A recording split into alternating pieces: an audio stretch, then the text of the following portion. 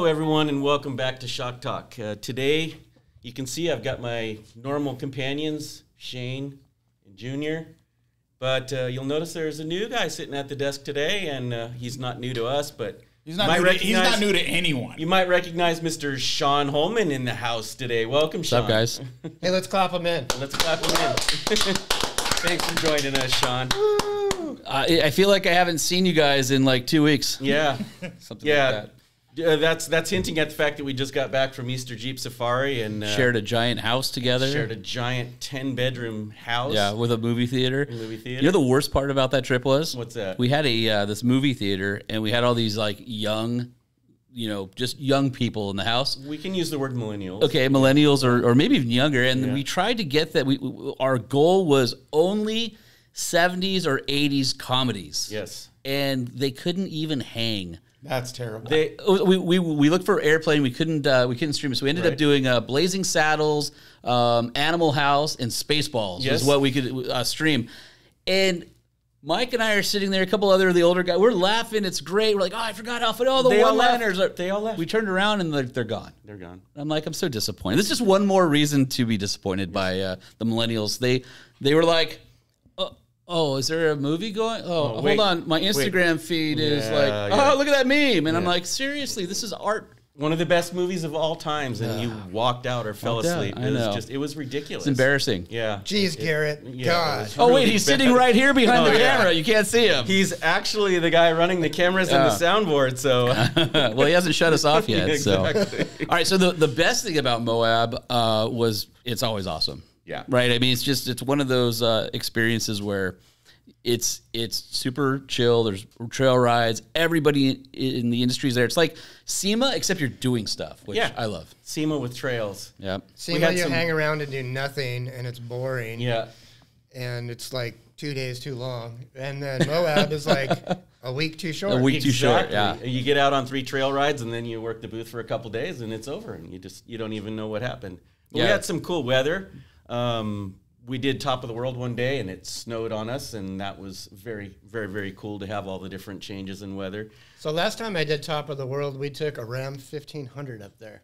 That would not be possible today because the ledges are so dug out. Like I feel, and I'm sure there's gonna be people who are listening or watching the podcast are gonna hate this unpopular opinion, but big tires are ruining Moab. 100%. Like it's not fun on 37s anymore 100%. Because all the 40s and 42s have dug everything out. Right. Back in 04, 05, we used to take TJs and LJs out there with 33s. Back in the early 31s. 2000s, we used to take four-wheeler of the year stock vehicles up Cane Creek, and you can't even do that anymore, right? Yeah. And so that's kind of a bummer. But like even our local trail, like Broncos Peak, you can't even go to Broncos Peak without 37s. And before, you used to breeze through there, no problem, outside of the connector. For some reason, I haven't done Metal Masher and no, not Metal. What's the one? That's Steelbender. Steelbender. Yeah. I haven't done that one in years. And the last time I did it was with my XJ with 31s. Yeah. And I think I do remember that. I think it's a mixture of big tires and side by side. What Shane isn't telling you is just digging everything up. Shane just he buried the headline on his XJ. You guys, if you don't know Shane's XJ, it was a beige, was it 87 or something like that? 87. Beige 87 XJ, like the most invisible car ever. And Shane did some mad scientist stuff and built short body, long travel 5100s with reservoirs, right? They were before 5160s. Yeah. So you made basically a short body 5160. So you're able to move the piston over to the reservoir and shorten up the body so you get more travel. And get the piston all the way up. All the way up at the top of the body. So if I remember correct, that thing had like 11 inches of wheel travel or something. It was cycling 11-inch travel. Yeah. So we would go on these adventures, and it's this XJ, just like every XJ, whatever, super boring. And then Shane would be mobbing the whoops in this thing, and I'll never forget, this is a true story. This was back in, must have been 05, because I had the four-wheeler Hummer H3 Alpha, Hummer H3 Pre-Alpha. It was a 5-cylinder with a stick. And you and I were out in the desert, and we were leaving Trona Pinnacles on one of the most whooped-out roads I've ever seen in my entire life. And Shane had this dog that was about this big, and we're mobbing through these whoops, and these are like good 12 to 18-inch rollers, but pretty evenly spaced. So at like 50 miles an hour, we were right on top of him. It was just like dunk, dunk, dunk, dunk, dunk, dunk. But it wasn't like, oh, that's cool for 200 yards. It was like 15 miles or something like that. And I'm watching Shane drive. I'm in this, imagine staring at the back of this Hummer, and I'm keeping up with him. And I'm looking straight through his back window, and the dog is becoming weightless. And Shane's driving with one hand on the wheel, grabbing his dog. And he just like is this weightless dog, and he's just like pulling it down, no problem. It was one of the funniest things I think I've ever seen off-road. But that's just one of our many adventures. Yeah, these guys have a lot of stories, so we might hear a few of them today. Well, but we did a steel bender with our Jeep and the Bronco, and I thought we were going to die this last time. The new Bronco or an older Bronco? No, the new one. Oh, yeah. It was like way advanced. Yeah. We're like just getting into where the trail started. I'm like, I don't know if we're going to be able to even get through this part. Oh, yeah, like the gatekeepers are gnarly, and you're going, well, wait a minute. I don't know. I'm trying to think of all the trails I've been on the last 3 or 4 years where 37s used to be king, and I was struggling in my JL not to, mess anything up. And it just got to the point where it's sort of not fun if you don't have some purpose-built buggy or something like that. And it's that's the only thing that sucks. But I was out there for OVR magazine and covered the Jeep concepts. So there's some BILSTEIN products on those. But one of the things I got to drive was the new Mopar Jeep Performance Parts has a new version of their 2-inch Gladiator lift kit. And previously, it had a different brand of shocks on it that came from JPP. And you guys recently won the business, and now it has 5160 reservoir shocks, and they're cool. Have this nice painted finish. It's got the co-branding with JPP and BILSTEIN. And so I remember the press release coming out last Moab, and I hadn't had a chance to drive one, and they had one brand new 2024 Gladiator with that kit on it. And I had driven the previous kit from the media fleet out in SoCal, and I had it for a week, and I just wasn't that impressed with it. It felt like it was unfinished. There were some ride motions I didn't like. It was smooth enough. I think the average customer would be like, no, this is a great kit. But for somebody who spends a lot of time driving a lot of different things, there's nuance to the way it handled and the way it felt that I didn't like. It just, again, it felt like it was, 9/10 of the way done. It just wasn't finished. So I was really excited to jump into the new JPP 2-inch kit with the BILSTEINs. Man, what a difference. I couldn't believe, way less head toss. If you're somebody who drives that platform, head toss is a really big thing. Really flat. It's had that typical, BILSTEIN ride where it was taut, not harsh, taut, but still had compliance. So it was soaking things up, but it wasn't rocking the whole vehicle. The axles were moving off-road. Got to drive a little bit on the road. And it's finally a kit that I would recommend to somebody who would be asking me, hey, I can finance this in with my Gladiator at the dealer. Should I do it? And before I'd be like, nah, there's better kits out there. This is, you guys nailed it on the ride and handling. It's such a huge improvement just swapping the shocks out on that. That's awesome. And the folks are going to want to know what's the tire size they can run with that. The max tire size is 37? So I think it's a 37 if it's a Rubicon because you get the higher fender flares on it. Right. Yeah, so that's awesome. That kit on a JT, you can run 37s, a 2-inch kit on a JT, and get BILSTEIN. Was it on 37s, the one you drove? I think the one I drove was on 35s. Yeah. And no rubbing, no issues whatsoever. Even looked a little bit high riding. It was otherwise totally stock, no load in the bed or anything like that. But even without a load, and as we all know, loading things up, usually mellows out the ride, especially off-road. It was totally fine. And I walked away being way impressed. I thought, okay, cool. This is as BILSTEIN's nice, supplier change, whatever.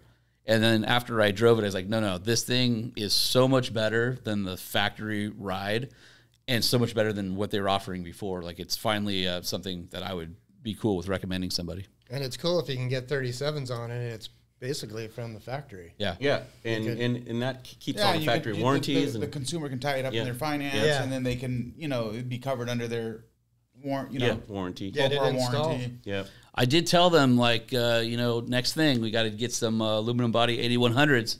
Are you with me? Am I right? Am I right? Yes. All right. We definitely need those. Stage 2 kit? Yeah, let's do it. Absolutely. There's a technology that we would love to put in that called zone control. Yeah. And it would really, I think, wake up a Jeep. Because a Jeep's challenging. Maybe that's we tackle their Mojave series next. Exactly. Yeah, could be something that goes on the Mojave. The problem with a Jeep is that it's limited on up travel, right? Mm-hmm. And it needs, especially on the diesels and 392s, because the oil pan, the height of the engines are so tall that they're limited by an inch and a half, just with those off the factory floor with limited up travel. So you almost need to put a lift on those just to have a reasonable amount of up travel, but then you're slamming into the stop still. So the nice thing about having like a JCO is, well, you look at the Mopar, like a Mojave, you've got the external jounce, which works really well. That setup is really nice. But the nice thing about having a JCO is that inside the shock, there's no packaging issues. Everything is within the body of the shock, and you don't have to worry about something else being contaminated with dirt or wearing out or another component or having to put in, additional, bracketry or anything like that. It works. And I would love to see some JL, JT shocks with JCOs in them. Yeah. Yeah. It's kind of funny, like, cause we're from the desert and you know how to drive a Jeep. Like, you basically, anytime you go into some G and the front is going into it like a G out, you got to be really careful, right? You got to slow down. Yeah. And you kind of like need to like look ahead because we like to drive fast with our Jeeps. Mm-hmm. And if you see anything like that, you got to slow down. But you can also, like, if you can kind of get on top of things where the wheels are coming out, you kind of know how hard you can push it. You basically, obviously there's ride height, there's full compression, and then there's full droop. So if you're staying on top of something while you're driving to where you're giving yourself more droop by staying compressed, you're actually almost adding some additional wheel travel. Exactly. But you've got to stay on top of it to do that. And it takes a lot of driving skill and experience to know like where your vehicle is happy. But it's the best way to turn 10 inches of travel or 8 inches of travel, add 10 or 20% by being just compressed enough to unload and give you some droop, which then, of course, on the next stroke gives you more room to absorb the next impact. And the thing that's super annoying about the Jeep is that when it does bottom out, it freaking bottoms out so hard, oftentimes bending an axle. Yeah. Like, the other day I was going down a wash, and I don't exactly know what I hit, but, but I bottomed out, and it freaking hurt. In my old 20 JL, not the 392 I have now, but I was out in the desert, and there was a big cross wash, and I hit it at like 55 and just went straight into it. We hit so hard, every light on the dash went on, and then it started dinging. My dad was with me, and my dad's like, "What does that mean?" I'm like, "Oh no." So I'm like, "This isn't good, right?" I think I ripped off like wheel sensors, or I, broke an axle. It was fine. Just drove it for a little while, and one by one the lights went off, and then finally looked out, inspected, everything looked okay, turned it off, restarted it, continued our trip, no problem. But it's jarring, and that's why I think a JCO setup, especially. I mean, I'd love to see a JCO RCO, but I'm also spoiled and bougie when it comes to working with shocks with you guys. But we would do JCO if we were to do that. JCO, RCO, and DSA. Yeah. JCO, RCO, and do you guys have like the BILSTEIN menu, and I can just check off just like order those parts off? How that works? Yeah. A la carte. Well, you did have your personal vehicle out at Moab, and I did. I guess it's got some pretty unique BILSTEIN dampers on it that have some very unique ride characteristics. Yeah. So I've got the AEV 2.5-inch lift, and I've got the AEV BILSTEIN 8100 collaboration on there. Great shock, great setup. For me personally, having worked with you guys for the better part of 20 years and having the ability and the opportunity to drive so many different vehicles, so many different terrains, so many different products from 5100s all the way up to Blackhawks and everything in between.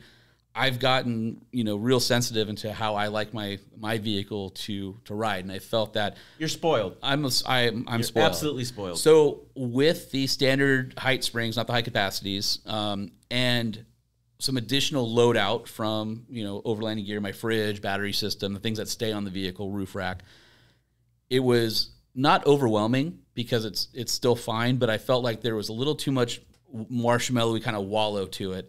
And, I always give Shane a hard time because he's got this old Bronco 85, 6? 1990. Is it 90? Okay. It's white, and it's got BILSTEIN bypasses on it. So Shane has this thing tuned super soft. So we call it the marshmallow because when you watch it off-road, it's like this. It soaks up everything, but like the ride motions are nautical. And I'm more of the mindset, like I like firmer, more control, and I like to feel the suspension working and less body impact. So brought it to my friends here at BILSTEIN, and you guys revalved it. And Shane and I were going over the spec. I said, "Hey, Shane, I feel like it needs like 20% more, rebound control and like 10% compression." And we kind of looked at it. So Shane looked at what the differences are and a couple of the different tunes that they had. And then ended up like within 2% of kind of what I thought it needed to be at, right? I mean, Yeah. it was really close. Well, didn't we document that tune a few years back in your green Jeep with Wes? No, that's a new one. No, this is a all new one. So it wasn't the same tune. No, because I have a 392, so the weight's a lot different. Yeah. And so... Because I know that tune, when me and Wes were chasing you in the Raptor, you were just in that green Jeep, in that supercharged Jeep. That was a gray one. Gray one. Yeah. Gray, no, green. that thing was great. Cooked. The one, but my JK before that. So BILSTEIN used my JK for the 2-tube bypass direct replacement shock program, which to me seemed like such a no-brainer. Everybody in the Jeep world has a lift kit, and half of them have really crappy shocks. So why go through the effort of putting on a coilover, the expense of a coilover, the expense of labor, the expense of all the bracketry you have to weld on, all the things you have to cut off? They already have the ride height they want. All they need is a really good damper. And so we kind of proved that theory, and I had the test bed for the JK 2-tube 8112 bypass shocks. Yeah. And 8100 bypass. 8100 bypass shocks. And that thing, so it was a stick V6. Crazy. I ran out of horsepower on third gear. Like third was a pretty tall gear, and then, fourth was just too fast, right? Like it was third gear with those shocks. I had Dynatrack axles on that thing. I could hit whoops, and that was a 3.5 inch kit.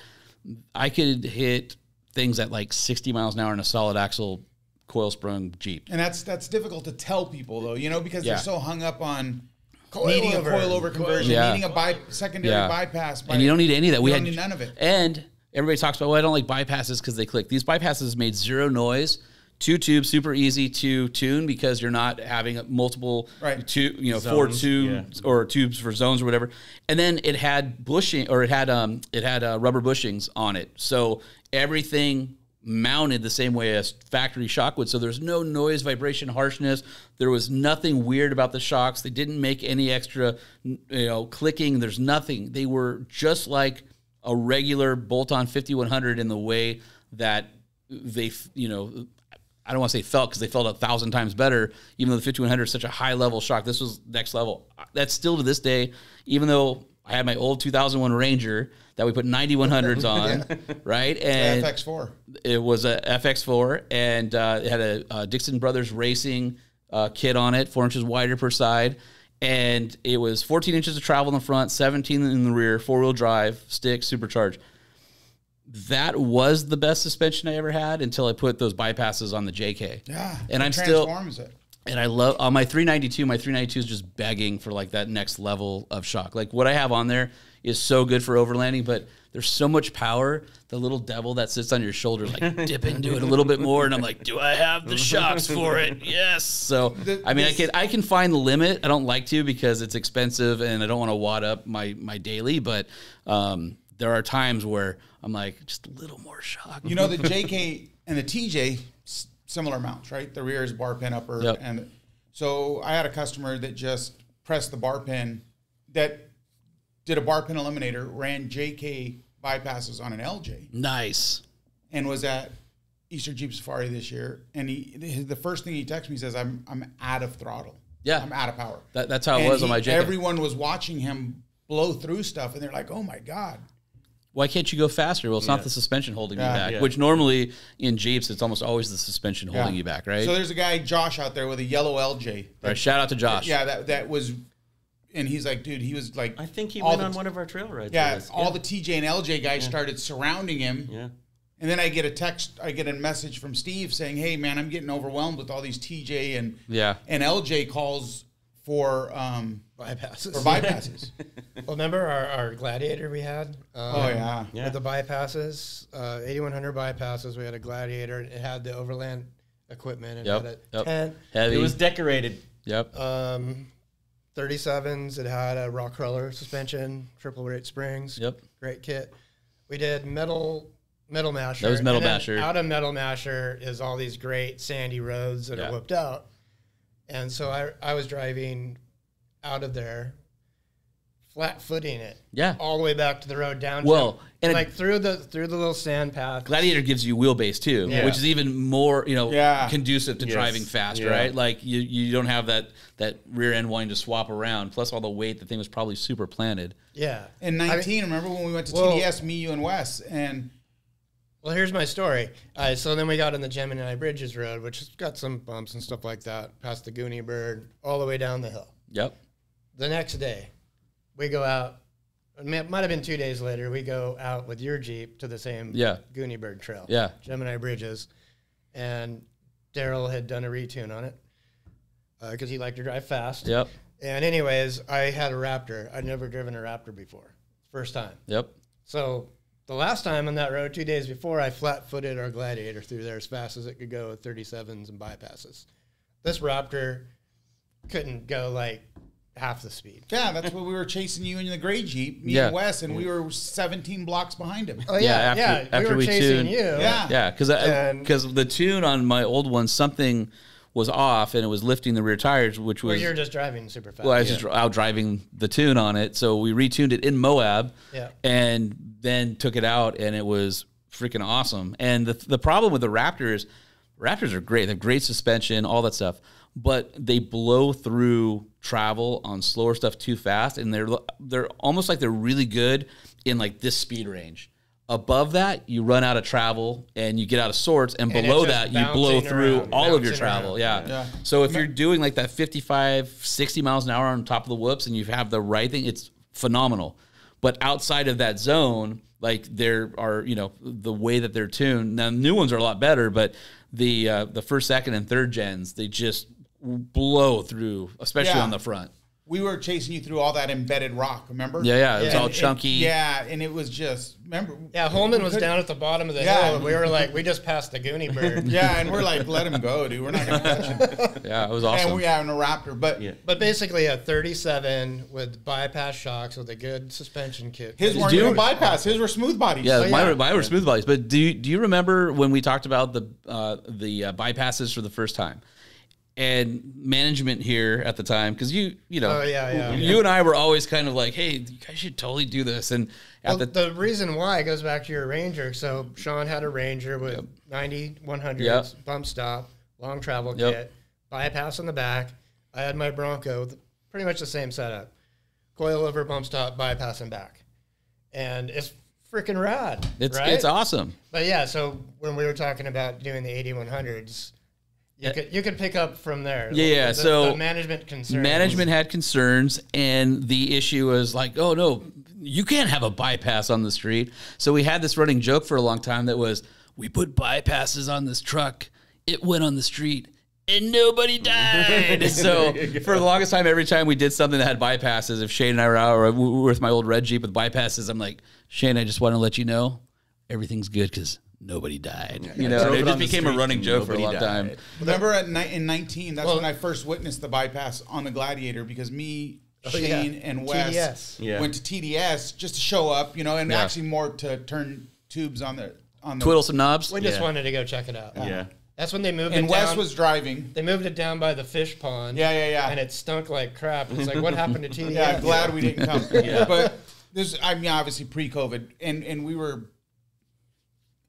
When you're used to driving Jeeps without shock technology, like you said, you're timid. I mean, outside of Kurt Hildebrand and Terraflex when he did the speed bumps, all that made it feel a whole lot better, but still underdamped. Yeah.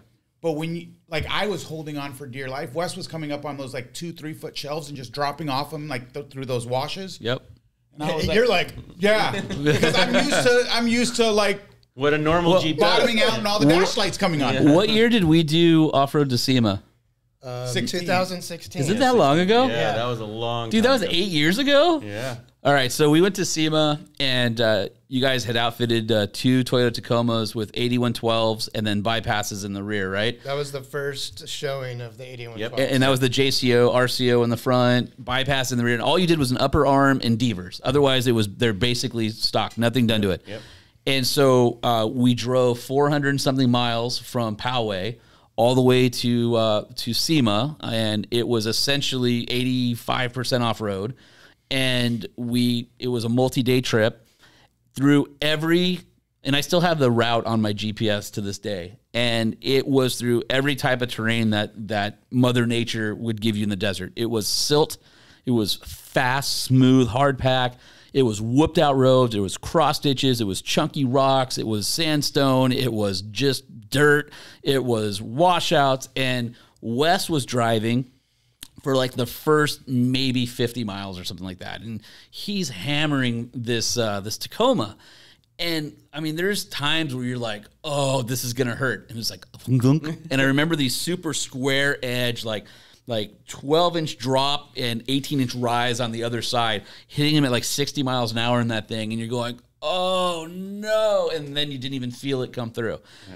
Well, it's funny because after that, Wes is like, do you want to drive? And I'm like, yeah. Mm-hmm. So Wes let me drive, and we hustled in that thing. And the whole time, Wes just sat in the passenger seat. He didn't say anything. Yeah. He's just like this. He'd be looking out the window. Never flinched. You know, look over at me. Yeah, okay. Yeah, all right. And I don't know if I'm like doing a good job or not. I just know I'm driving fast and the truck's staying together. And we're coming down to like the 40 out of the hills, and the BILSTEIN team is waiting for us. And it was at sunset. And was it Dirk? Somebody said you guys look like missiles had been launched from the mountains because you were driving so fast that your dust cloud was getting illuminated by the setting sun. So it was like this backdrop of like dark mountains with this like light trail of dust that we were creating. And I'll never forget that image because I remember exactly where we were. And we hit this one really deep, soft, sandy patch, and the rear end comes around. I lift, steer into it, stab it, and go. Still, nothing from West. And I'm like, all right, that was close. Yeah. And that was really the only, like really close call. The rest of the time, truck handled amazing. Like, I felt like, you know, those shocks and that setup made me look like a way better driver than I was.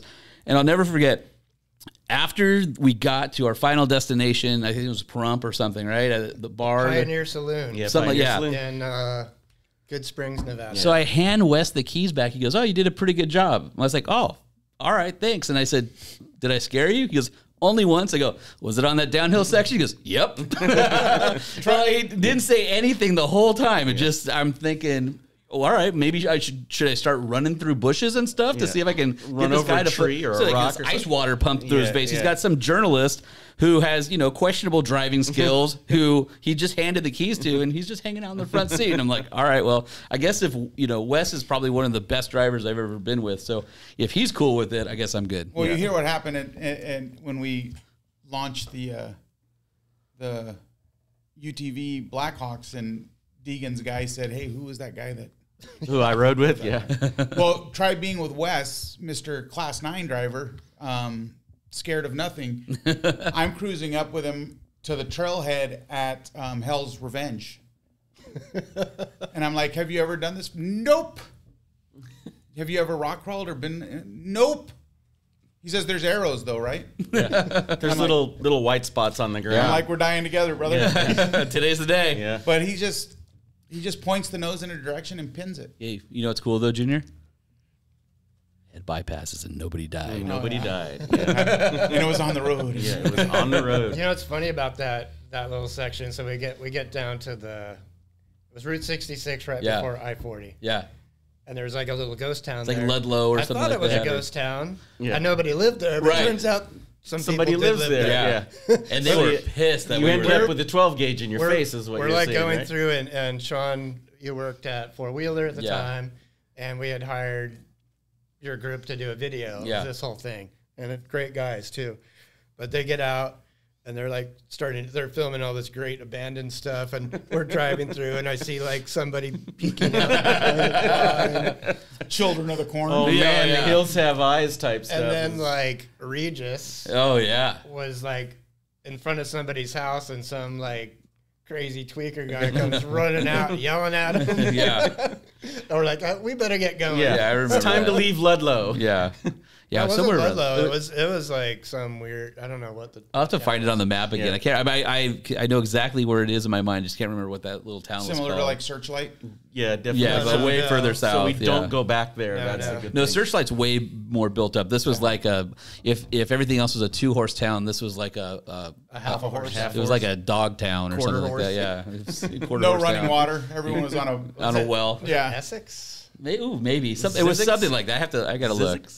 No. Zizix is up off the 15. That's a whole other crazy history. If you guys haven't looked at the history for Zizix, ZZYZX, and Zizix is. I just drove by there this weekend. Yeah, so you've probably, anyone who lives in Vegas or SoCal has been on the 15, has probably passed by and wondered, what is Zizix?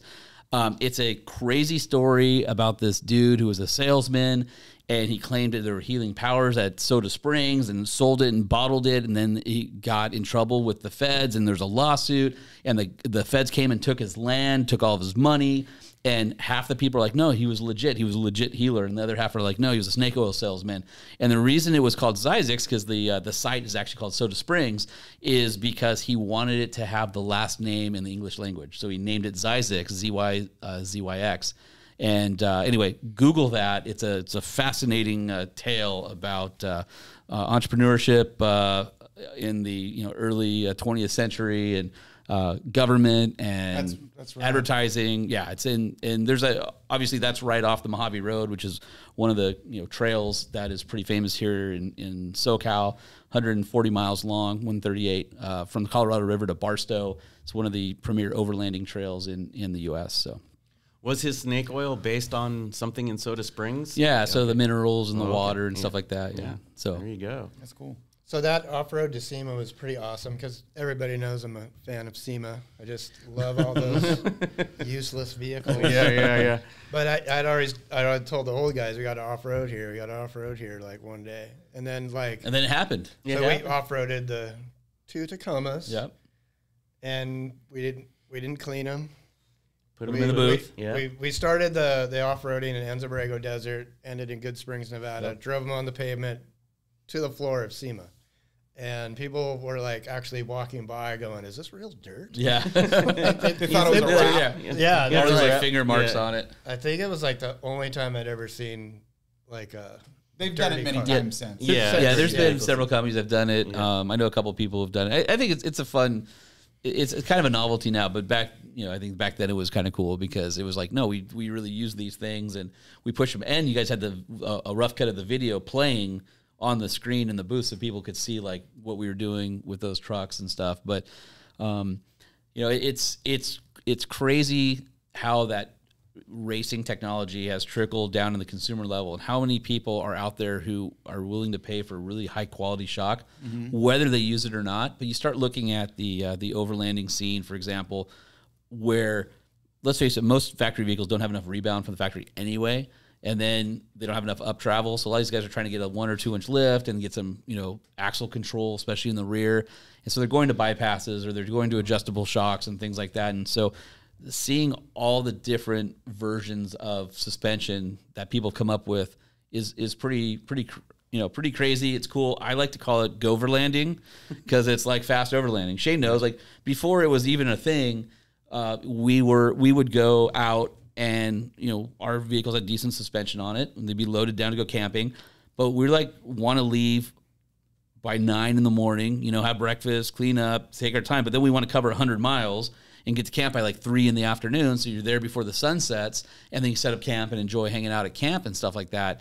And it's the shocks that allow you to do that, right? I mean, it's having good dampers, especially out here where we are, where, the trails are completely different from 1 mile to the next.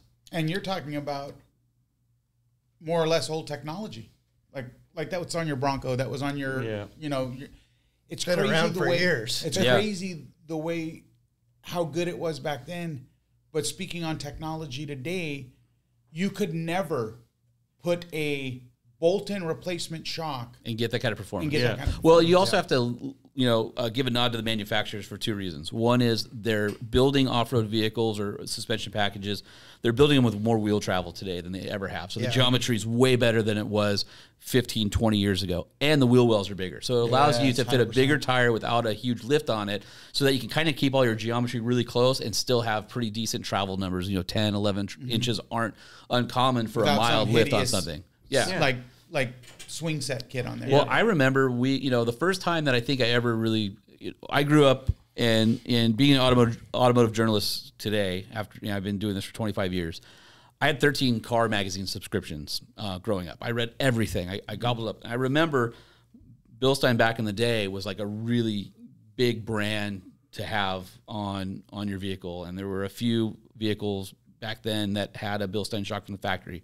And that has obviously grown over time through a slew of manufacturers because they realize, wow, suspension is one of those things that isn't super expensive that can allow a massive improvement in the perceived quality and value of a vehicle.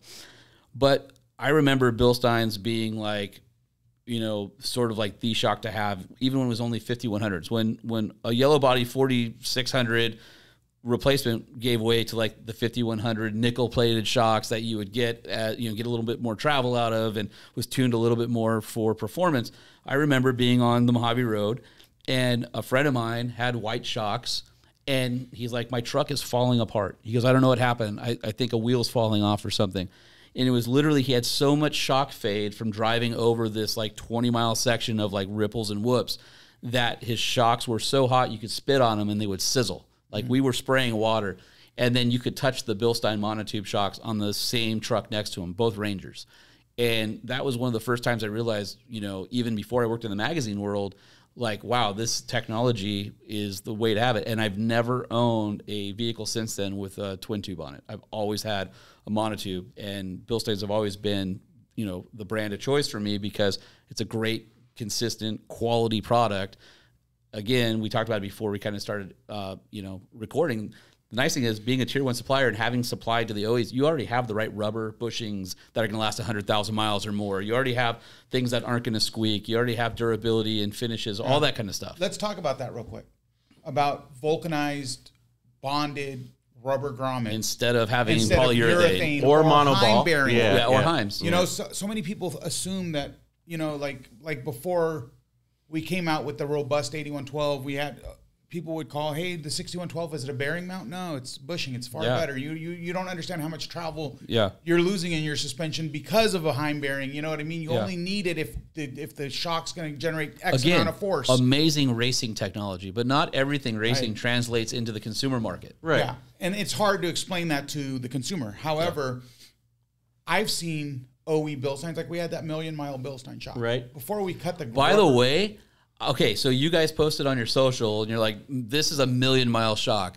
And then you're like, should we shock dyno it? And I'm like, yes, on the poll. I'm like, why are you asking this question? You just want clicks. Yeah. And then you guys shock dynoed it. Like, I waited for this I'm like checking your account for when you dynoed it, and I couldn't believe, like, I guess I could believe, but just the fact that it was still serviceable after 1,000,000 miles, and to look at the overlay of what a new one would have been versus where that shock was, and you're thinking, like, yeah, you could freshen up that truck by putting a new set of shocks on, but you weren't rattling your teeth out. Yeah. You weren't. Yeah. You were still soaking up. Yeah, and the rubber grommet that it came with was perfect. It still had the oil. That's the other thing about BILSTEINs is because going back to the durability is the seals, that technology that you have on some shocks like a TRX that actually tighten over time as they wear, right? Those types of things trickling into the aftermarket shock allows your shock to last longer because you're not getting contamination in, you're not getting oil leaking out. And there's a lot of good shocks out there, but they're really good on day one. There's not a lot of shocks that are good out there at 1,000,000 mile. Yeah, million. Right. I mean, that to me, that shows something that not every manufacturer can brag about. Right. Yeah. And in the rubber grommet, people don't understand how much compliance that gives to the ride, to the overall ride quality, how much compliance, the longevity, like. Well, it saves the car. I've seen 250. You rattle the windshield out of it. 250, 300,000 mile shocks, and the rubber grommet was perfect. Yeah.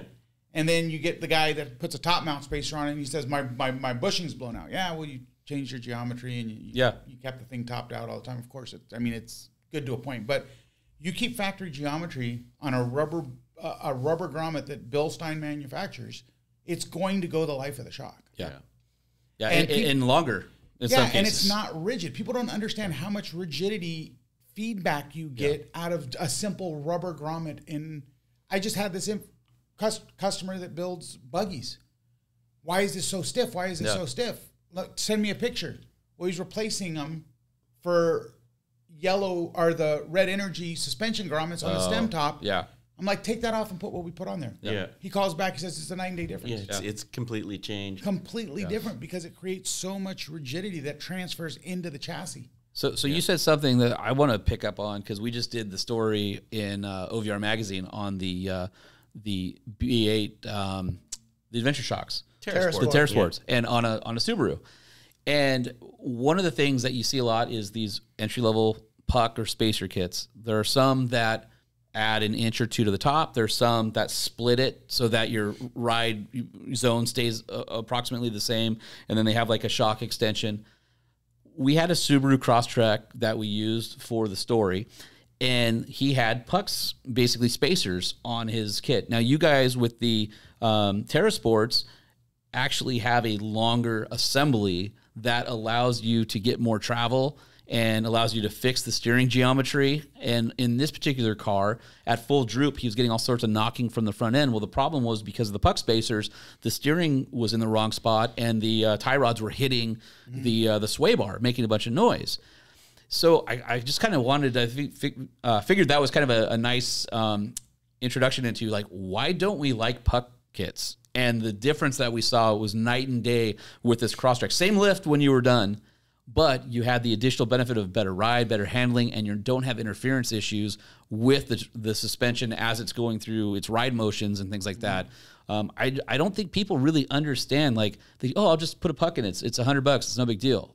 It's not good for your vehicle. Yeah, most of those lift kits, without proper design, they actually do more damage than good. You're actually losing performance. We've talked about this before. Yeah, we've touched on this many times. Yeah, where the spacer design, you're not adding performance, you're losing performance, and you're wearing out your vehicle prematurely. And when we designed TerraSport, our whole goal was to add performance and make sure that we don't damage the vehicle any further. I think the bigger picture is when you lift a vehicle, regardless of the way you lift it, 2.5 inches is 2.5 inches when it's on the ground. Yeah, right. But the change in geometry, you're going to get a change in geometry at that 2.5 inches or that 2 inch. You're going to get a change. That damper is not tuned for that additional change in the geometry. If you're using the stock damper. Whereas our TerraSport stuff, it's tuned for that geometry change. So you're getting a much more compliant ride because now you're essentially oversprung, underdamped, even with a spacer kit. You're not changing the spring, but the effect the you're preload, getting, the preload is... It's almost like adding a tender spring on top of a coilover. 100%, right? 100%. And the thing that I was really impressed with was the build quality of the Terra Sports, and the fact on vehicles like the Crosstrek that have like a traditional truck style shock on the back, you guys are using monotubes on the back, right? And so anyone who's familiar with any truck product is going to look at that and go, oh, this is familiar. This is way heavier duty than anything else in this CUV market. I want to put these on my Subaru, on my CUV. The ride difference, the quality of product, and just again, I can't understate how annoying it is when you know you've got some sort of chassis interference issue, and it's something that was self-inflicted. You did that to your car, and you're like, I did this. I love the way it looks, but I hate everything about it. And you live with it because it has the tires you want. You can go off-road with your friends. You guys eliminate all of that and then give somebody more with just a strut and shock replacement. What? It's not much more expensive. It's not that much more expensive. I just have to say I was really impressed with our experience with that, and we've got in the current issue of OVR magazine, so you can walk through and see that install. But while we're on that topic, now that you're not with Four Wheeler Magazine, let everyone know where to find you and how to get over to the OVR. And for what? Yeah. Can't say that here. Yeah. No, so I worked at Motor Trend group for 20 years, and my last, lots. I was in the Truck and Off-Road group the whole time, but I ran content.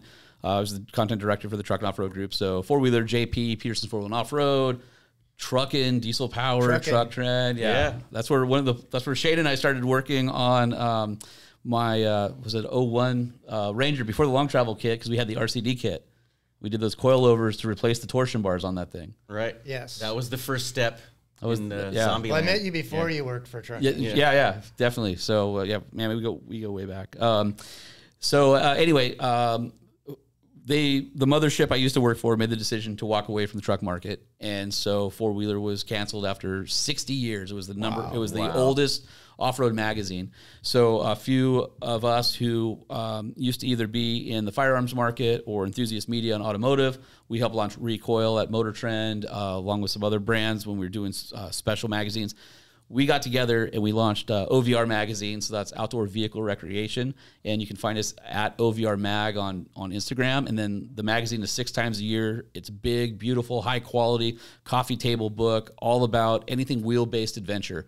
And Barnes & Noble, Books A Million, subscribe through us. And then, of course, you can find me at Sean P. Holman on Instagram or Truck Show Podcast or the 50 other things that I find myself doing these days. Or on a Delta flight. Yeah. No, it's been I'm almost a year and a half out on my own. Started my own company, Use for Adventure. So do some freelance marketing, consulting, things like that. I've got a partnership stake in OVR. I own the Truck Show Podcast outright. I was able to take that when I left Motor Trend. So yeah, I've been busy. It's been a crazy year being an entrepreneur after working for somebody else for the last 30 years of my career. Yeah, it's like people are like, should I start my own company? And I'm like, yes, you should totally do that. The things you don't know about that, whether it's all the anti-business stuff here in California, whether it's the tax handouts, whether it's just your recurring costs every month, like to keep your website up, to keep your emails, you need to have storage, you got to have Zoom or Google Workspace, you've got to pay the CPA. Oh, and by the way, when I pay myself, I got to pay corporate taxes, and then I got to pay my payroll taxes, right? So I mean, it's just, I don't know how people do it. I'm still standing, and fortunately I've got a lot of great companies in the aftermarket who have supported my ventures, and it's a different kind of stress. It's still stressful, but being out on my own's a lot of fun because I kind of get to dictate my day. So when Chelsea says, "Hey, do you want to come up on Thursday and shoot a podcast with us?" I'm like, "Yep." But here's what I tell people, because I operated my own business 13, 14, and everyone has this illusion like, hey, I want more time to myself with my family. Don't open your own business. Don't do it. Don't do it. Because you're going to go from 40 hours a week to 80 hours a week. It's just that. I work all the time. And then the time you take off, the difference is when I take off, like I just got back from seeing the eclipse, flew out to Arkansas, hung out with my dad, my daughter, and watched the eclipse. Well, those 4 days I was gone, nobody was doing my work for me, right? So I had my laptop in the campsite, and I'm trying to keep up on emails and all that kind of stuff. And you're right. It's crazy, but it's also fulfilling and rewarding. It's like these little wins you get, or a company calls and says, "Hey, I need some help with this. Is that something you can do?" And getting those little jobs and and little clients relationships here and there. As it's starting to build, you kind of feel like, okay, well maybe it'll be okay. Maybe I'll make it. But it's just been a wild year.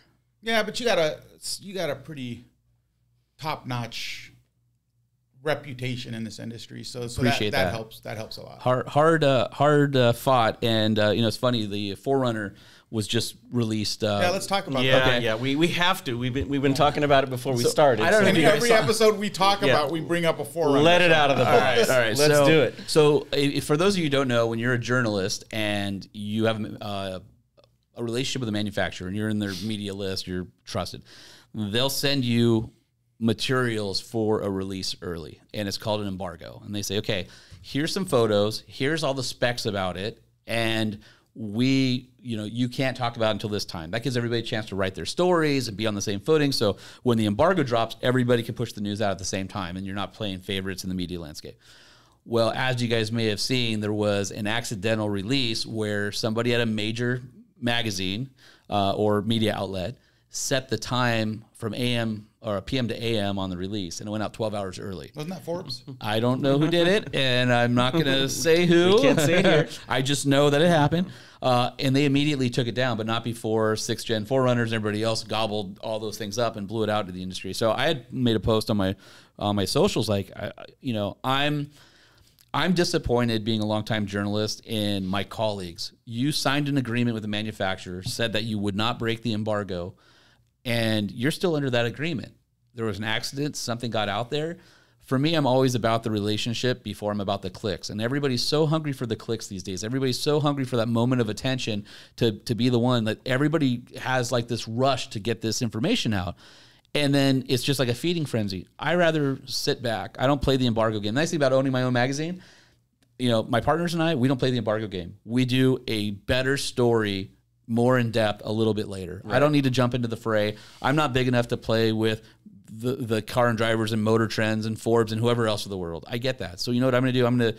I'm going to service my audience by doing a better story after I have all the information in the context of the vehicle.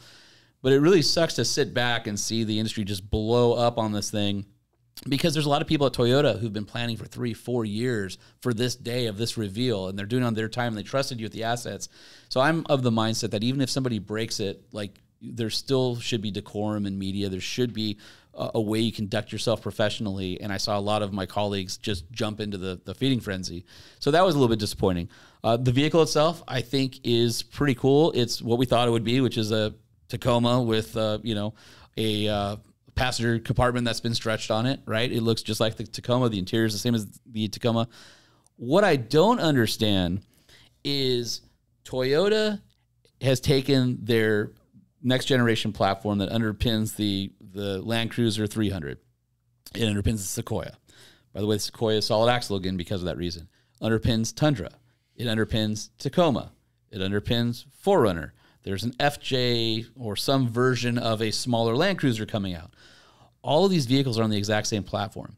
So it makes sense. Okay, so Toyota pulls out of the Land Cruiser market in America and says, you only get the Lexus, because we want, we build these in Japan. We sell a couple thousand a year, if that. We'd rather have the high profit go to Lexus, and we don't have to include as much off-road content like a front locker like we do on the overseas Land Cruisers. Okay, fine, I get that. But then they said, we're going to have this new Lexus GX, and then they talk about having the Land Cruiser, same platform, except the Lexus gets the V6 and the Land Cruiser gets the 4-cylinder hybrid, and the Land Cruiser has no third row. Well, what about the 4Runner? Same platform, same engine as the Land Cruiser, no third row. Where does it fit in? So that's my question. So that's what we've talked about before. It's like, to me, the Land Cruiser badge was always the pinnacle of Toyota offering. Well, it also meant something different. It meant it was hand built in Land Cruiser City in Japan, which is a much better build quality than anything else they make. Plant, right, where they started out as a Toyota body shop, but they are so meticulous that it ended up being like a Toyota manufacturing plant, where they literally have 3 millimeters things that they go through the body lines to make sure that Land Cruiser used to mean that. That's not what it means. Now the Land Cruisers are going to be a commodity. I mean, they will be built in Japan, but not in Land Cruiser City, from what I understand. Now, the question I have, though, is I believe the Land Cruiser is like a 116-inch wheelbase, and the 4Runner is like a 111, 112. They're the same. Are they the same? They're the same. So where does it fit in? Why would you get a 4Runner over a Land Cruiser or a Land Cruiser over a 4Runner if they overlay with the same engine, same seating arrangement, same chassis? I'm trying to fit. Well, clearly the Sequoia plays the part of the big 300 series, right? Right. Yeah. Big boy 3-row. But why not make that the Land Cruiser, right? With the solid rear axle, the bigger motor. Why not make the Land Cruiser available with a detuned version of the Lexus V6, and then you add a third row? Now you have, and you put a front locker in it. Now you have something that sits above 4Runner that makes sense. Right now, they're basically the same. As far as I can tell, I'm still diving into the data to figure out if I can see the positioning. But Sequoia, let's talk Sequoia. Sequoia first gen. It was always the too expensive, it was too expensive, and it wasn't capable enough. It was a Tundra minivan. Right. Yeah.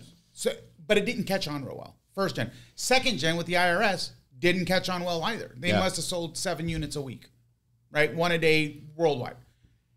But now they're bringing it out as their premium offering. Like this name badge didn't do anything for Toyota for 2 generations. Yeah. And it just blows my mind that they take that. Yeah. And Land Cruiser's been moved down market in the U.S., essentially, right? So it's not the premium thing in the Toyota lineup anymore, even though it should be. I wish they would have referred to it as a Land Cruiser Prado or something like that to justify where it sits in the lineup. I think in some respects, I feel like they're bastardizing the Land Cruiser name a little bit in the U.S. 100%. It's gonna be interesting to see what happens. I mean, obviously you're a Land Cruiser guy. You probably have strong feelings about it. Yeah. I mean, there's no passion there at all. Your magazine owns one, 100 series, a green one. Yep. You know what I mean? With over 300,000 miles. I mean, Land Cruiser is synonymous for reliability. It's going to get you there. Capability. It's going to get you back. Capability. Overlanding. It's always a torsion bar truck. Yeah. It's a torsion bar truck that's going to keep up with the coilover stuff that you're not going to lose it on a trail. Right? And I just feel like they've gone backwards, man. Yeah. I feel like they've gone. But it feels like marketing got ahead of engineering on that one and said, oh, we want to put something here because we want to sell the Land Cruiser name badge because everybody's clamoring for it in the U.S. So they bring the Prado chassis, essentially, or the Prado sized over. But again, it overlays 4Runner. My issue isn't that Land Cruiser sits where it sits. My issue is that it doesn't offer anything above and beyond 4Runner to justify something other than a styling difference. And I believe there's cues in the 4Runner that's going to be a better off-road capable than the Land Cruiser. I was looking at some of the specs, and there's some stuff that makes you go, Right. So now your 4Runner is superior to the Land Cruiser badge. It has more ground clearance. Yeah. Right off the bat. Yeah. And it's going to be offered with a Pro. It's going to be offered with a Trail Hunter. Platinum. It's going to be offered. And your Land Cruiser, they're There's two models, basically. Yeah, they're spun on this base model. Base and premium. Base, Square headlights or round headlights? Exactly. Which one do you want? I don't fancy it. Yeah. I think the Lexus is much better looking. I think the Lexus is a more cohesive design, and I think it doesn't look like to me the Land Cruiser. The front end looks like Legos. Yeah. It doesn't look as timeless as Land Cruisers have usually looked, and it's very distinct. What do you think this will do to the 200, 180 market? Like, do you think it's going to increase those values? Yeah, absolutely. Yeah, it's no different than some of the V8 stuff going away. You know, Hellcats and Challengers and Chargers, Wrangler 392s, TRXs. People are scooping them. Yeah, when you get a TRX for the Hurricane, or RHO as they're calling, and I'll say this on this podcast, TRX is not dead.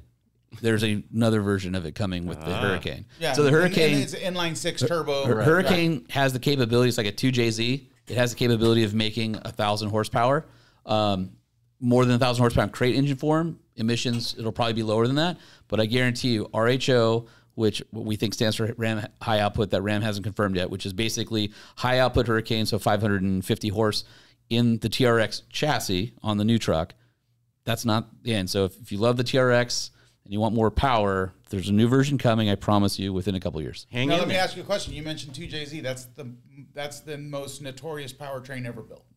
From a Toyota guy, maybe. Yeah, from a Toyota. I mean, there's some LS guys that are swearing at you right now. Yeah, they're definitely having LS issues. guys are in a V. You know, this is inline. So from an inline 6 perspective, that's even Mazda's gone that direction with the CX-90. That inline 6 turbo motor is amazing. Have you ever felt the power band? I think it's phenomenal. Well, inline 6s are always great. The problem is that if you look at it, so look at the German manufacturers, because they're the ones who took advantage of this the most. You look at their offerings. It was a 4-cylinder, it was a V6, it was a V8. Then when they had to consolidate to make manufacturing simpler, they either did a V6, V8 off the same family. But now that they're having to basically go to a smaller displacement, high output engines with turbos, and they're going to 4-cylinders, it makes more sense to go to a 6-cylinder and have a 4-cylinder, 6-cylinder family rather than a V6, V8 family. And so they're doing that because of emissions. The reason the straight 6 really went away was because of crash and long hood and things like that. But the economies of scale are forcing them back into straight 6s, which I love, because the straight 6 is a naturally balanced engine, very torquey, always torquey. And there's a lot of really good options that are coming out in the straight 6 world. And now the straight 6 world is going to be back with a straight 6 with a turbo, like the 2JZ in Japan. Yep. We never got it here. Yeah, we always got the naturally aspirated 2JZ, but you can get gobs and gobs and gobs of power out of them. So people that are saying goodbye to the V8s, and just to go off of what you said, the V8, V6 family, it was like the 4.3 GM. That was just a 305 with 2 cylinders. Yeah, lopped off the back. Keeps the family together. It's all like our computer technology is so advanced. Like we used to get power when we were kids. We used to go out there and retard the carburetor a little bit, or the distributor a little bit to which they don't have distributors anymore. So we would go advance the distributor just enough before it started glowing the exhaust. You know what I mean? Yeah. But now it's like everything's so computer drive-by-wire. And I think on the power side of things, when you can just map a tune into something and go from 560 horsepower to 710, I think the inline 6 world's going to just explode, man. Sure beats Cancel Christmas. Yeah, sure beats changing jets. Cancel Christmas. Yeah. I'm not a fan. I've always loved the big V8s and stuff. I mean, I'm a V8 guy. I LS 430 with the 3UZ, I think, was probably one of the best powertrains. He's humble bragging his Toyota knowledge right now. Did you see that? Yeah. He'll do that. Anyhow, he's a Toyota guy for sure. Anyhow, I also on the motor side of things, the industry's changing. I also think on the suspension side of the ticket, things are changing too, because there's going to be a lot more semi-active, active damping. So we got to be at our pinnacle, man. We got to be at our top to well, there's a lot of vehicles coming out both on the ICE side and the EV side that have BILSTEIN stickers. Oh yeah, underneath that chassis. And there's a lot. I mean, the technology that you guys possess within the walls, the corporate knowledge that you guys possess to be able to do that. I know we talked about it years and years ago, but it would be nice to see some of that technology trickle down and have that semi-active damping on the aftermarket. If you could put in some sort of box or yaw sensor and hook it up. Or plug and play with some of the active stuff that's coming out, right? Plug and play like we do with the EDC on BMW. I still want to see you guys have a big ass upgrade for the TRX that's plug and play. I would love it. I think that'd be so amazing. I would love Showcase, like, to have that be your Halo product. And instead of all these guys that are ripping off the BILSTEINs and putting on everything else that are dumb shocks and not taking advantage of the TRX's chassis calibration, if you guys were able to have a nice extruded shock that's just a bigger version of what already exists on there, big 70 that's mil. the go-to would be unbelievable. And people don't realize, like, on the TRX shock, the compression rebound circuit are infinitely variable, separate from each other. It's not on one side like some of the competition out there. And people also don't realize how integrated that suspension is. You guys are using, the skyhook theory of keeping the body straight and letting the wheels do what they need to do, but also the jump detection on a TRX. It senses when the vehicle's in the air. It doesn't just stiffen up the shocks for landing. It actually decouples the transfer case's clutches and prevents the vehicle from upshifting in the air so you don't have shock load going through. And that's all done because of the position of the suspension and the fact that you can tune the suspension in the air, tell the car what to do, and then land, have a JCO on the front to absorb it. Is like, it's so awesome. I mean, it's to take that to the next level. I want to see what that looks like. People that are overriding this semi-active system, it's crazy because they think, oh, I'm just overriding these. No, you're also overriding 320 body modules. That are active in detecting chassis movement. Right. It goes back to, did I make it better or worse by the modification? I've talked to quite a few people that have taken that off, and they're like, should have never done that. It's no better. It's interesting because the working piston is smaller in the TRX, but they don't understand that there's two other pistons that are for the rebound compression circuit. When you add the piston area up, it's the exact same piston size as basically the competitor's IBP shock without the brain.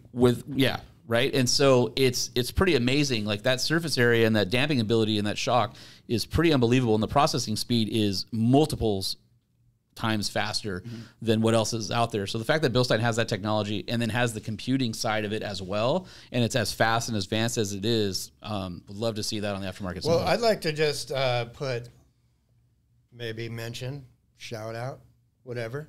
That's integrated with the vehicle. Right. If we have an upgraded shock absorber package, it has to be done in conjunction with RAM, because they're going to have to reprogram the computer side. Right. We can't just plug something in there and expect that it's going to work on the RAM side. So we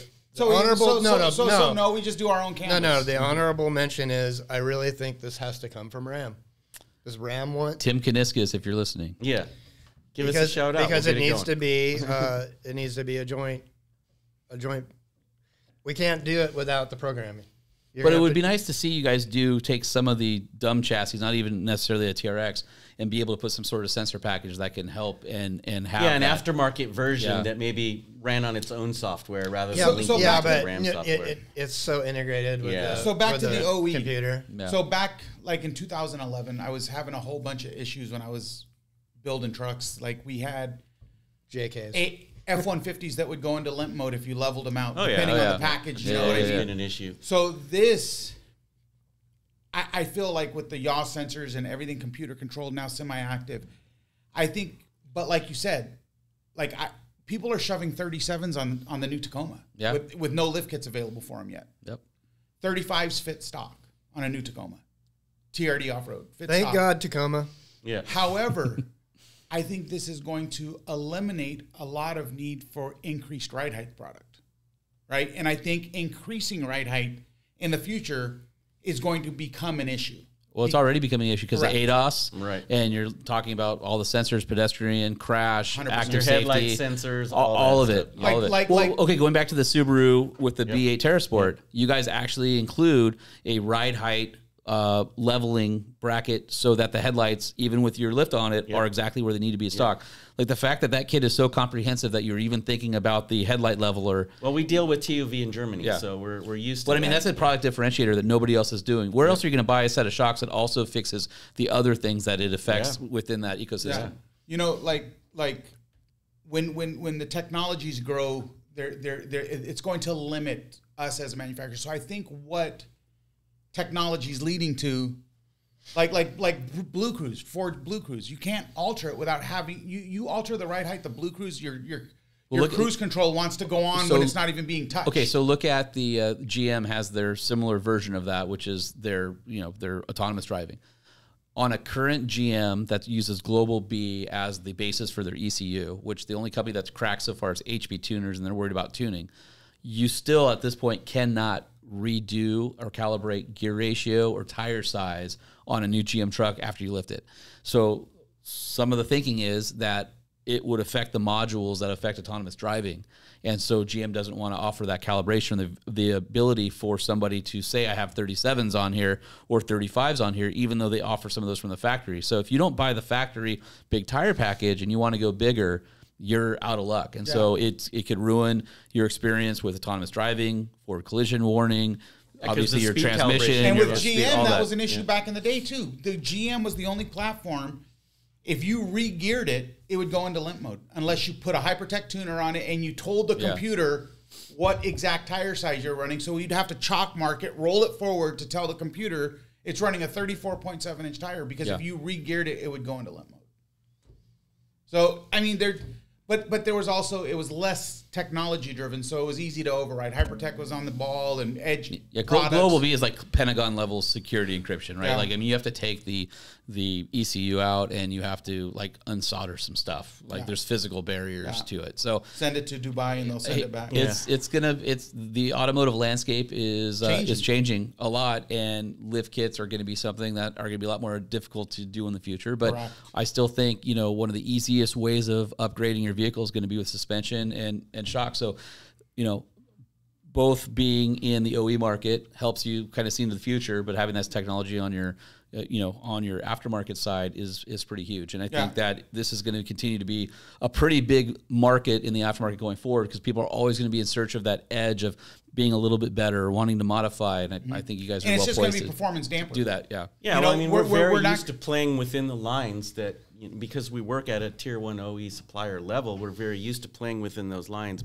Bilstein's always been very conservative with the way we modify vehicles. We're always super safety oriented and having to deal with the rules in Europe. Sometimes to a fault, sometimes to a frustration. We're always going to try to play between the lines that are given to us and still try to grab that little bit of extra performance. Listen, if you color outside the lines just a little bit, they're not going to know. But I don't think there's going to be a need for it anymore. I mean, when you were talking H3 Alpha and H3 5-cylinder, I mean, I remember putting 35s on those stock, not even touching a torsion bar. Yep. Yeah. You know what I mean? Yeah, so, if the vehicle's already there. So as these, and then 2004 and a half, the F-150, 315s all day long. Yep. 315, 77. What a lot of manufacturers these days are package protecting. A Jeep offers the Wrangler 33s. Rubicons are package protected to 35s. Doesn't take much to do a 37, and you can easily access the computer to make the changes to gear ratio and tire size. Ford's attempting to do the same thing with Bronco. Remains to be seen what Toyota does in the aftermarket for assisting in those types of things, because I think the platforms that are going to take off are the ones that are going to be the easiest for somebody to modify without having to deal with the ADAS or deal with having a wrong speedo. I won't build a vehicle if I have to deal with gauges that are wrong. It's a non-starter. So as much as I love the GM vehicles, I would have to buy one of the ones with 35s from the factory, because I couldn't it's no, like, why have gauges if they're not going to be accurate? And I want my car to be accurate. And it also, to me, talks to the level of engineering acumen and ability to be able to do a modification that is seamless. I want my mom or my wife to be able to get into the car without any instruction. There's no crazy lights. There's no handling differences. You just get in and drive. That should be the goal. It's always my goal when I'm building something, that anybody can drive one of my vehicles without any additional instruction. I think that if you have a bunch of lights on the dash and you're taking shortcuts, it's not good for the vehicle, and it's not going to be as enjoyable anyway, right? And it's to me, it's not. So you've ruined enough cars in your life. I've ruined. I think we've all. I've ruined my fair. A litany of mistakes in the rear view. The junkyard is full of vehicles that didn't make it through me. A lot of our podcasts are about ruining cars. Like, seriously. Yeah, I just think it's going to be more. I think we're leading down just a more. Well, it's better technology. now. Oh, it's yeah. better now. It's technology-driven, performance-damper, kind of like the way autocross turned, right? Everyone was just, back in the 80s, 90s, everyone was lowering their car because the lower center of gravity was the only way to get that thing to perform good. Now you got guys out there with stock ride height vehicles with performance dampers on them that are just chewing up the. I mean, you know, they're performing way better than they used to, but the ride height's not the issue. Right. You find performance somewhere else. So I'm hoping with the new Toyota stuff, they get 35s on these 4Runners, they can stop pinning their suspension. Yeah. And they can actually get a suspension that actually works. I think it's really weird in this like world we live in now with this whole EV push. So you've got, you know, EV push that's supposedly in California. You're not going to be able to buy a gas car at X date. Not going to happen. Yeah, a new gas car. But on the other side of it, you can go buy a Bronco Raptor with 37s right from the factory and not touch it. You can buy a TRX. Yeah. You could buy a Raptor. You could buy even a Power Wagon. TRD Pro. You can buy a Power Wagon, a Ford Tremor. You know, several packages. I think the Tremor F-150 is probably the best truck they make from all around standpoint. Gives you a lot of Raptor cues, some styling, a monotube shock. It gives you better ground clearance, better tires, better style, but it doesn't give you the softness of a Raptor. You can still have the full payload and full tow, and you get a 5-liter in them. Yeah. So to me, like, that's the sweet spot of the F-150 lineup. There's a lot of great vehicles out there. You mentioned EV. One of the things that I've never been a huge fan of air. And I rode in a vehicle that had BILSTEINs and air suspension on one of the Moab concepts from Jeep. I think for me, air is in, you know, Tesla Cybertruck has it. Ram trucks have it. You know, Rebels have a version of it. All that stuff. Almost every luxury European car has air. I don't like the variable spring rate that happens when air gets hot. I don't like the variable spring rate that changes with ride height. And air doesn't really make sense unless you have a really advanced damper to go with it that can compensate for the changes of the spring.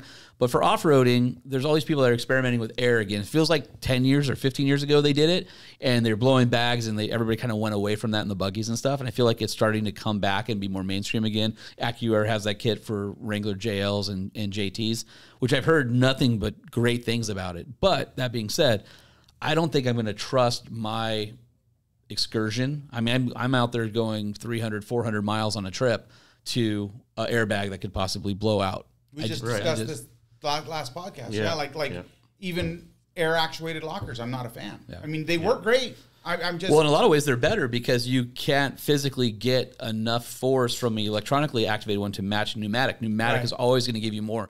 But there's an airline. There's a compressor. With a push lock fitting now. There's a compressor. You know? There's a fuse to blow. There's all this kind of stuff. For off-roading, air on a suspension should be just to support load. Yeah. That's it. That's where my head is. But for off-roading, there's all these different companies that have had air suspensions on whatever. Yeah. LR3 was a disaster. I mean, and Land Rover stuff, I don't know if it does today, but back on the LR3, I think LR4 days, when a Land Rover, it wasn't a closed loop system like the first generation of like the Jeep air suspension. So if a Jeep failed, it failed in the position it was in. If a Land Rover failed, it failed at full flat. So if you're off road and your air suspension failed in a Land Rover, you're just like scraping the trail, right? I mean, you can barely drive on the road at full drop. Yeah. But just none of these vehicles with air suspension has ever become an enthusiast vehicle. Well, no, it just gives aftermarket manufacturers the opportunity to do coil conversions. But some of the stuff is just not worth it. Yeah, for me, I love a steel spring Rebel.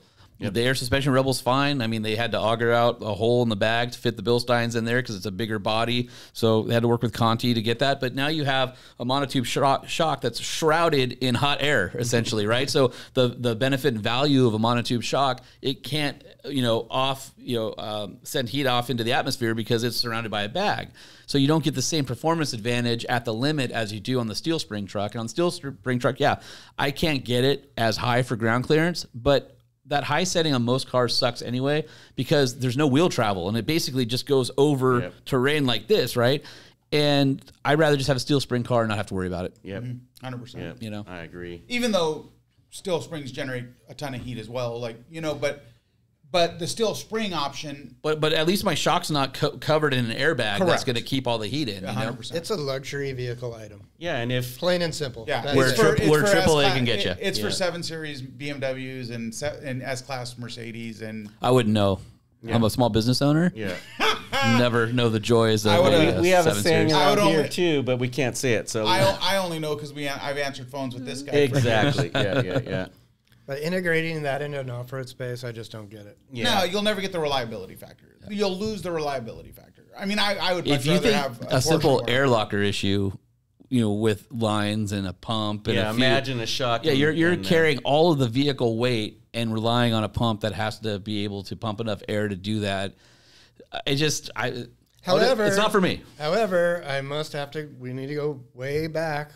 The first rock buggy ever made that I can remember, the Scorpion. I know. Had air suspension. Had air suspension. Top Truck Challenge, 4-wheeler. But that's what I'm saying is you look back and I feel like 15 plus years ago, air was something that people were experimenting with, and then it kind of went away. And now we're starting to see it come back. What was that? What was that Yucca Valley build that was always out at TDS? And remember that? The Scorpion was definitely better than that. Yeah, but you remember that one? He would rise up. That was hydraulic. That was hydraulic, not air. It was like. It looked like a chainsaw. Remember? Valley build. I think it was probably hydraulic too. Yeah. Here's the deal. You can build a backhoe that he converted into a rock buggy. You can build anything that you want, but you'll never be the dude that used to do Hell's Revenge in a Crown Vic. Yeah, we talked about that last time too. You'll never be that guy. Yeah. So don't just stop trying. He already won. Have you seen that new thing at that trail where people are trying to? I mean, they're taking trophy trucks up it now and hauling ass, but the new thing is people doing time attack on Hell's Revenge. There's guys with full stock G-Wagons out there, and you're like, Hell's Revenge, like to me, it's hard, almost harder to get down to the trailhead than it is to get up. Oh, getting up's fine. It's that last chewed up shelf road with the switchbacks that sucks because it's all chewed up now. Yeah. In fact, how do these remember my Ranger? We took it out on that. You went the wrong way. I went the wrong way, and I had fiberglass 33s on it with my 9100s. And the whole point of that project was to prove the theory, or what we all know, is that if you build a slow suspension, you can't go fast. But if you build a fast suspension, you can go anywhere you want. Right. And so the whole point of the Ranger was to show we have this fast, go fast, pre-runner, chase truck style suspension on it, but we're going to go rock crawl in Moab. And we had, in fact, that thing had Rob McCochran's Torsen diffs front and rear on it, and it was awesome. I've got this great photo of Shane and I lawn darting that thing off of a berm in Moab. Right after we did Cane Creek. After we did Cane Creek. Yep. The Ford Ranger on 33. Try that now. There's a picture of that thing fully stuffed on landing. It looks like a stadium truck. There's this much air under it. And then there's a couple other photos where it's literally at a 50-degree angle, and you can just see the outline of Shane and I like this through the window. Getting ready to go through the windshield. I feel like airbags didn't go off, and that amazed me. Yeah. I feel like 15 years ago, it was you could take almost a stock truck to get to the bottom of Hell's Revenge. We used to take stock trucks on Hell's Revenge all the time. But now it's challenging to even get there. Some the of those 37s shelves are a challenge. Some of those shelves, if you follow the arrow route, some of those shelves are gnarly, and you get to the end and you're like, wow, look at this guy has a Volkswagen Touareg with P-metric tires. How the fuck did you get here, dude? They don't care. Yeah, they don't care. Zero extreme F's given. Body damage. That's right. Yeah. Well, are you guys starving yet? Should we wrap this up and grab some lunch, or only if it's tacos? Are there tacos nearby? Yeah, they're nearby. I like tacos. They might even be sitting outside, but I don't know. I'm getting hungry. What do you guys think? I'm done. You're done? You don't want to talk about Toyotas anymore? You don't want to talk about Toyotas? No. I like Jeeps better than Toyotas. You like Jeeps? Actually. Oh, wow. Wait, what? Hold on. I've never heard him say that. Now we got to start over minutes. again. Well, thanks for having me. I appreciate it. Love you guys. Love the product. And let's get some DSA shocks on the old 392. Well, thanks for joining us. We hope that you'll take some time out and join us again sometime. It's just absolutely so much fun to have someone like you here with all your experiences and all your stories and pretty much everything you know about the industry. It just sucks that our guest is more popular than the cast. You know. I know. I feel like we're I feel like we should be like. All right. That's not all true. right. You guys just, we can all bow down later. You know, it's all right. It's all right. Yeah. Listen, I eat my tacos one at a time, just like you guys. All right. Well, let's go check it out. Let's see how many you can eat. Thanks for joining us here today. Leave any questions, comments, or anything you want to say to us that might be nasty in the comments section. Be sure to reach out to Sean at the addresses he passed out if you have questions or comments for him, or if you just want to stay up on what he's talking about on his shows and his magazines and things like that. And we look forward to seeing you all next time. Thanks. Check out Lightning and Holman.